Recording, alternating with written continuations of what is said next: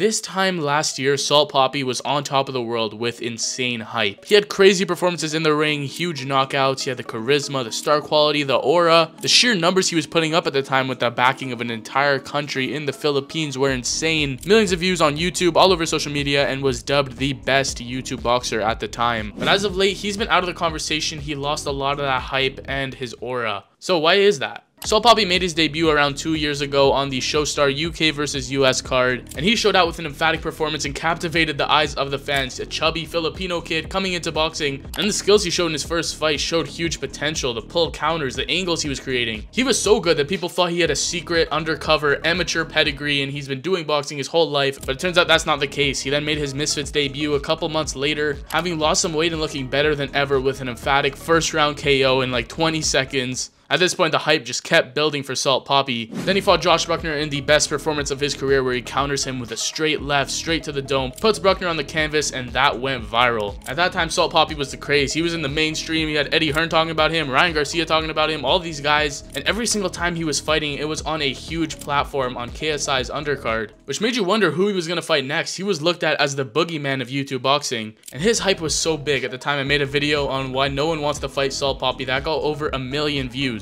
And then they announced his next fight against MMA fighter turned crossover boxer Anthony Taylor, a guy who, if we're being honest, was probably the wrong move to make next for Salt Papi at that point. But hindsight's 2020, so many people thought that Salt Papi was just gonna walk through him like it was nothing, but he ended up taking his first loss in his career due to a fairly boring decision by Anthony. And when this fight by no means ended the hype train of Salt Papi yet, it showed that he was not invincible and not at the level that people thought he was. Not saying he wasn't good, because for coming into boxing when he did, it was impressive, but people just had these otherworldly expectations for Salt Papi, and it felt like that kind of led to his downfall. But later in the year, he was looking to come back. The biggest card was coming up: KSI vs Tommy Fury, Logan Paul vs Dylan Dennis, and Salt Papi got matched up against Slim. This was a huge moment. Two influencers. Could Salt Papi get redemption and reclaim his throne? He looked good in the first couple of rounds. Salt Papi was doing his thing, but eventually in that fourth round, Slim caught him and put Papi to the canvas, eventually stopping him. That was a tough loss for Salt Papi, and where the hype train kind of got derailed. In his first couple fights, he was looking amazing, invincible. He wasn't getting touched, but he just simply wasn't experienced enough to live up to the expectations that people put on him, which then led to the last Misfits event, where Salt Papi was finally the main event for the first time in his career. He went up against Polish MMA fighter Amadeusz Ferrari, and he had a solid performance going into that fire. He showed that heart, he showed that will, and he has now finally gotten redemption and gone back to his winning ways. Will Salt Papi be able to keep going, keep on winning, and reclaim that aura that he once had? Or do you guys think it just might be too late at this point? The opportunity has passed him by. Let me know your thoughts in the comments down below. But thank you guys so much for watching. If you enjoyed, you know what to do. Leave a like, subscribe to the channel, take care, and peace out.